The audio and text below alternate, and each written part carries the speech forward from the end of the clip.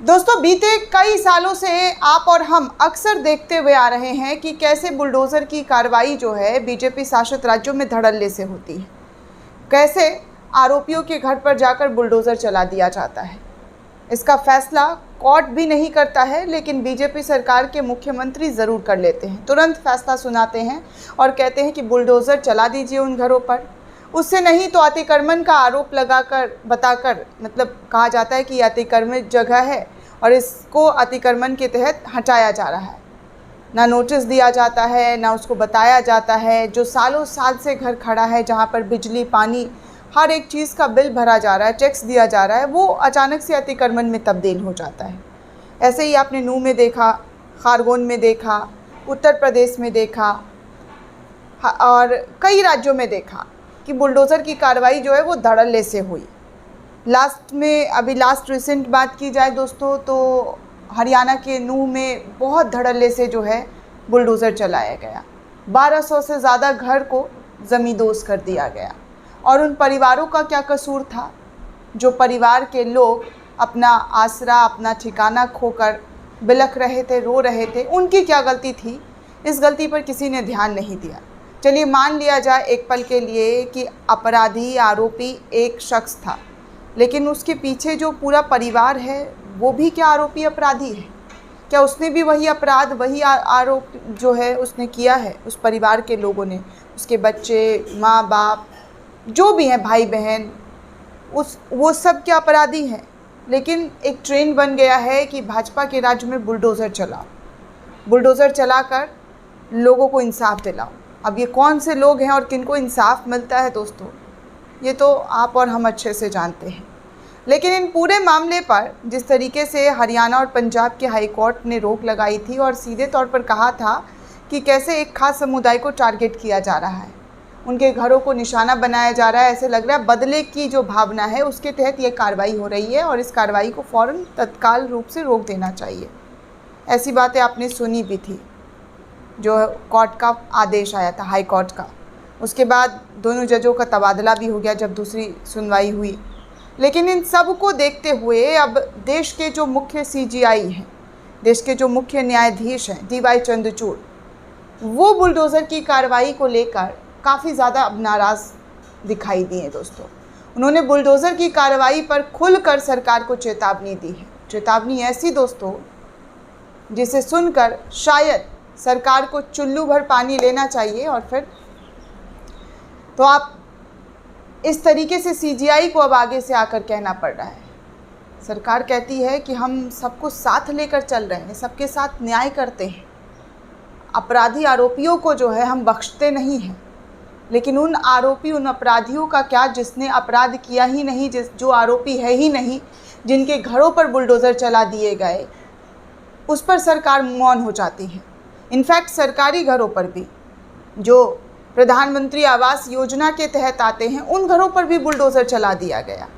फिर बाद में जब छीछा लेदर हुआ तो उस घर को बनाने की बात कही गई। लेकिन जिनका आशियाना छिन जाता है, जिनका घर उनसे छीन लिया जाता है, उन परिवार का दर्द ये क्या महसूस कर पाएंगे? जितनी तेज़ी से बुलडोज़र चला दिया जाता है, उस दर्द को ये फील कर पाएंगे? नहीं कर पाएंगे। अगर किया होता फील तो ऐसे हज़ारों हज़ार घर को बुलडोज़ नहीं किया जाता। लेकिन देश के मुख्य न्यायाधीश ने इस बात को ज़रूर फील किया है दोस्तों। एक बार फिर से सीजीआई का जो बयान है वो सुनने लायक है। किस तरीके से सरकार के मुंह पर एक कड़ा तमाचा है। जो सरकार अपना कॉलर और अपनी पीठ थपथपाती है कि हम बुलडोज़र से न्याय दिलवाते हैं, उस बुलडोज़र कार्रवाई पर देश के सीजीआई का जो बयान आया है दोस्तों, वो मैं आपको दिखाना चाहूँगी कि किस तरीके से उन्होंने बेबाकी से अपनी बात रखी है और बुलडोज़र की कार्रवाई को गलत कहा है। उन्होंने कहा कि मनमाने ढंग से गिरफ्तारी और तोड़फोड़ की धमकी। सीजीआई ने अदालतों की अहमियत पर कड़ी बात कही। उन्होंने कहा जिस तरीके से मनमाने तरीके से जो है घर तोड़ दिया जाता है, लोगों को जो है गिरफ्तार कर लिया जाता है, ये मनमानी नहीं चलनी चाहिए। मनमाने ढंग से गिरफ्तारी और बुलडोज़र चलाने के धमकी का सामना करने वालों की आवाज़ न्यायालय में उठनी ही चाहिए। ऐसी आवाज़ को दबाना किसी भी हालत में न्याय नहीं होगा, बल्कि अन्याय होगा, नाइंसाफ़ी होगा।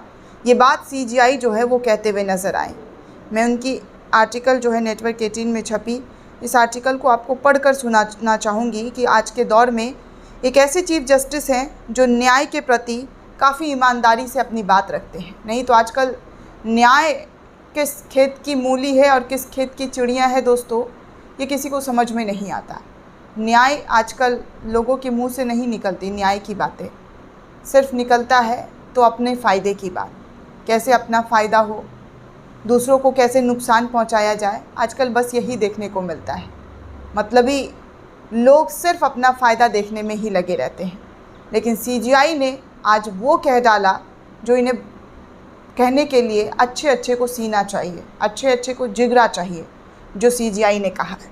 दोस्तों, उन्होंने डीवाई चंद्रचूड़ ने ये बात कही कि मनमानी तरीके से गिरफ्तारियां जो है और लोगों के घरों का जो है बुलडोज़ किया जाता है, इसको अदालत के अंदर अच्छे से रखना चाहिए। इस बात पर जो है पूरी तरीके से तवज्जो देना चाहिए। चाहे नतीजा जो भी हो, सिस्टम की ताकत क्यों ना हो, लेकिन न्याय देना हमारा काम है, इंसाफ देना हमारा काम है। सुप्रीम कोर्ट बार एसोसिएशन द्वारा आयोजित एक कार्यक्रम में ख़ास तौर पर बुलाए गए मुख्य अतिथि के तौर पर सीजीआई डीवाई चंद्रचूड़ जो हैं ये बात कहते हुए नज़र आए। उन्होंने कहा कि हमारे स्वतंत्रता संग्राम ने हाशिए पर पड़े और वंचितों पर अध्यपित सामाजिक संरचना के प्रभाव के खिलाफ अपनी आवाज़ उठाने के लिए एक संवैधानिक स्थान प्रदान किया है।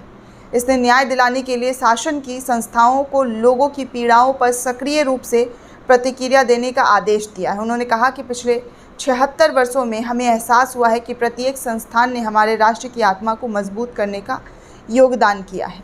इसलिए हम सबको राष्ट्र को मजबूत बनाने के लिए किसी भी बेईमानी, किसी भी नाइंसाफ़ी का साथ नहीं देना चाहिए। हमेशा न्याय के लिए आवाज़ और न्याय के लिए लड़ना चाहिए। अगर आप सही हैं तो आपको लड़ने की ज़रूरत है, ना कि किसी के दबाव में आकर झुक जाने की ज़रूरत है। तो ये बात डीवाई चंद्रचूड़ ने साफ तौर पर कह दिया है कि ये बुलडोज़र से घरों तोड़ देना और अवैध रूप से गिरफ्तारी करना ये कतई बर्दाश्त के काबिल नहीं है। इसके ख़िलाफ़ आवाज़ उठाते रहना चाहिए और सुप्रीम कोर्ट में बार बार इस आवाज़ को उठाना चाहिए, चाहे इसके लिए कोई भी कीमत क्यों ना चुकानी पड़े। दोस्तों, इस पूरे रिपोर्ट को लेकर आप क्या सोचते हैं, आपकी क्या राय है, हमें कमेंट करके ज़रूर बताइएगा। साथ ही साथ चैनल को सब्सक्राइब करना बिल्कुल भी ना भूलें।